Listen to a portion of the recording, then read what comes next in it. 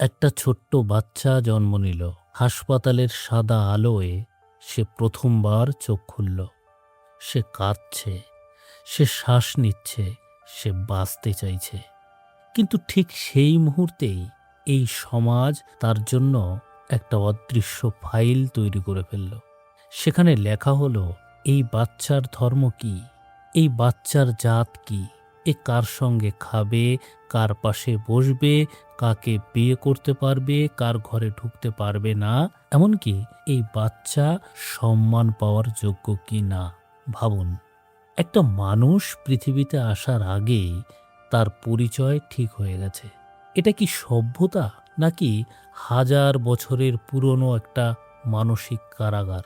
আজকের এই audio book আপনার বিশ্বাসে আঘাত করতে পারে, আপনার পরিবারের শেখানো কিছু ধারণাকেও প্রশ্ন করতে পারে, আপনাকে অস্বস্তিতে ফেলতে পারে। কারণ সত্যি কথা হলো, মানুষ পৃথিবীতে সবচেয়ে বেশি হত্যা করেছে ধর্মের নামে, সবচেয়ে বেশি ঘৃণা করেছে পরিচয়ের নামে, আর সবচেয়ে বেশি প্রতারিত হয়েছে পবিত্রতার নামে। আজ আমরা কথা বলবো কাস্ট নিয়ে, ক্লাস নিয়ে, ধর্ম নিয়ে, ঈশ্বরের ভয় নিয়ে, এবং সেই ভয়ঙ্কর সত্য নিয়ে, যে সত্যটা অনেকেই জানে কিন্তু মুখে বলতে ভয় পায়। মানুষ হিন্দু হয়ে জন্মায় না, মুসলিম হয়েও জন্মায় না, এমনকি ব্রাহ্মণ, ক্ষত্রিয়, বৈশ্য, শূদ্র হয়েও জন্মায় না। মানুষ জন্মায় শুধু মানুষ হয়ে। তাহলে প্রশ্ন হলো, এই পরিচয়গুলো আসে কোথা থেকে? এর উত্তর হলো প্রোগ্রামিং। হ্যাঁ, আপনার মস্তিষ্কে ছোটবেলা থেকে একটি সফটওয়্যার ইনস্টল করা হয়। আপনাকে শেখানো হয়, ওরা আলাদা, ওদের বিশ্বাস করো না, ওরা নিচু, ওদের ছোঁয়া পাপ, আমরাই শ্রেষ্ঠ। একটা শিশু যখন জন্মায়, সে কাউকে ঘৃণা করে না, ঘৃণা তাকে শেখানো হয়। এবং সবচেয়ে ভয়ঙ্কর ব্যাপার হলো, এই ঘৃণাকে ধর্মীয় সত্য বলা হয়। ভাবুন, আপনি এমন একটা সমাজে জন্মালেন যেখানে আপনার স্বপ্ন দেখার অধিকারও জন্ম দিয়ে নির্ধারণ করা হয়।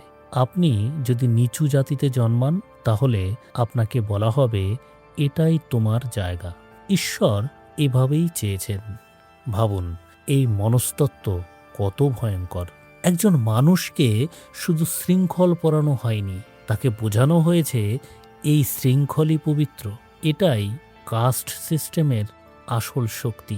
এটি শুধু শরীরকে বন্দী করেনি, মস্তিষ্ককেও বন্দী করে ফেলেছে।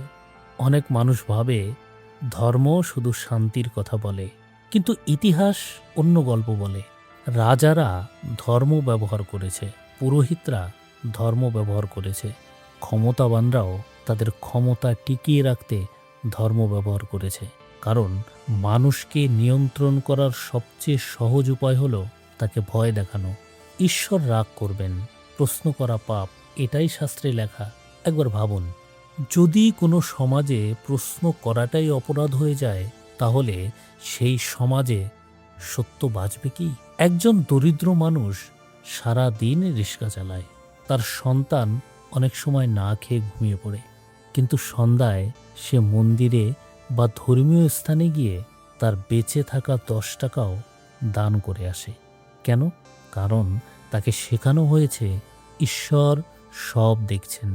কিন্তু প্রশ্ন হলো, ঈশ্বর যদি সত্যিই সব দেখেন, তাহলে সবচেয়ে বেশি কষ্ট কেন গরিবরাই পায়? কেন সবচেয়ে বেশি ধর্মীয় ভয় দরিদ্রদের মধ্যে কাজ করে? কারণ ভয় সবসময় দুর্বলদের নিয়ন্ত্রণ করে। ভাবুন, একজন মানুষ খুব গরিব, অবহেলিত, অত্যাচারিত, আর তাকে বলা হচ্ছে, এটা তোমার আগের জন্মের পাপের ফল। অর্থাৎ সমাজ শুধু তাকে কষ্ট দিচ্ছে না, তাকে বোঝাচ্ছে যে সে এই কষ্ট পাওয়ারই যোগ্য। এটা কি ভয়ঙ্কর না? যখন অত্যাচারিত মানুষও নিজের অত্যাচারকে ন্যায়সঙ্গত ভাবতে শুরু করে, তখন বিপ্লব মরে যায়। মানুষকে বলা হয়, এই পৃথিবী ক্ষণস্থায়ী, আসল জীবন মৃত্যুর পর। এই ধারণা শুনতে আধ্যাত্মিক লাগতে পারে, কিন্তু এর একটি বিপজ্জনক দিকও আছে। কারণ মানুষ বর্তমান জীবনের অন্যায়ের বিরুদ্ধে দাঁড়াতে চায়, তখন তাকে বলা হয় সব সহ্য করো, ঈশ্বর বিচার করবেন। ফলে বাস্তব অন্যায় টিকে থাকে। কাস্ট সিস্টেম এখনো কেন বেঁচে আছে? কারণ কাস্ট শুধু সমাজে নেই, মানুষের মস্তিষ্কের ভিতরে রয়েছে। আজ মানুষ চাঁদে যাচ্ছে, এআই বানাচ্ছে, কোয়ান্টাম কম্পিউটার তৈরি করে ফেলছে, কিন্তু বিয়ের সময় প্রথমেই প্রশ্ন করবে কি জাত। একজন আধুনিক শিক্ষিত মানুষও নিজের সন্তানের বিয়েতে আগে কাস্ট দেখে। কেন? কারণ প্রযুক্তি বদলালেও মস্তিষ্কের প্রোগ্রামিং বদলানো খুব কঠিন। আগে মানুষ জাত নিয়ে অহংকার করত, এখন টাকা নিয়ে করে। আগে সমাজ বলতো তুমি কোন কাস্টের, এখন সমাজ জিজ্ঞেস করে তোমার ব্যাংক ব্যালেন্স কত। বড় গাড়ি, বড় বাড়ি, ব্র্যান্ডেড পোশাক, আজকের পৃথিবীতে ধনীরা প্রায় নতুন দেবতা। গরিব মানুষকে সমাজ আজও নিচু চোখে দেখে। অর্থাৎ পৃথিবী বদলেছে, কিন্তু বৈষম্য বদলায়নি, শুধু রূপ বদলেছে, এর আসল চেহারা একই রয়ে গেছে। একবার ভেবে দেখুন, যদি একজন সর্বশক্তিমান ঈশ্বর সত্যিই থাকেন, তাহলে কি তিনি মানুষকে উচ্চ নীচ করে বানাবেন? একজনকে বিলাসবহুল জীবনযাপনের জন্য পাঠাবেন, আরেকজনকে ক্ষুধায় মরতে দেবেন? একজনকে পবিত্র বলবেন, আরেকজনকে অপবিত্র? যদি তাই হয়, তাহলে সেই ঈশ্বর কি ন্যায় বিচারক, নাকি মানুষ নিজের বৈষম্যকে বৈধতা দিতে ঈশ্বরের নাম ব্যবহার করছে? একটি শিশু জন্মের সময় ধর্ম জানে না, কিন্তু কয়েক বছরের মধ্যেই তাকে শেখানো হয় ওদের বাড়িতে যেও না, ওদের খাবার খেও না, ওরা আলাদা। এভাবেই ঘৃণা প্রজন্ম থেকে প্রজন্মে ছড়িয়ে যায়, আর মানুষ ভাবে এটাই স্বাভাবিক। বিজ্ঞান বলে প্রমাণ কোথায়? অন্ধবিশ্বাস বলে প্রশ্ন করো না। এটাই মূল পার্থক্য। বিজ্ঞান ভুল স্বীকার করতে পারে, কুসংস্কার তা পারে না, কারণ কুসংস্কার ভয় পায় প্রশ্নকে। আজকাল ধর্ম শুধু বিশ্বাস নয়, একটা বিশাল ইন্ডাস্ট্রি। কোটি কোটি টাকার মন্দির, বিলাসবহুল ধর্মগুরু, ভিআইপি দর্শন, অলৌকিকতার ব্যবসা। একজন দরিদ্র মানুষ নিজের শেষ সম্বলটুকু দিয়ে দিচ্ছে এই সমস্ত জায়গায়, এই আশায় যে তার ভাগ্য বদলাবে। কিন্তু ভাগ্য বদলায় কার? বেশিরভাগ সময় সেই ধর্মীয় ব্যবসায়ীদের। ধর্মের সবচেয়ে বড় অস্ত্র স্বর্গের লোভ আর নরকের ভয়। এই দুই জিনিস হাজার বছর ধরে মানুষকে নিয়ন্ত্রণ করছে। কারণ ভয় পেলে মানুষ প্রশ্ন কম করে, আর প্রশ্নহীন মানুষকে নিয়ন্ত্রণ করা খুব সহজ। সবচেয়ে ভয়ঙ্কর ব্যাপার কি জানেন? অনেক মানুষ নিজের শৃঙ্খলকেই ভালোবাসতে শুরু করে, কারণ ছোটবেলা থেকে তাকে শেখানো হয়েছে এই শৃঙ্খলই তোমার জন্য পবিত্র।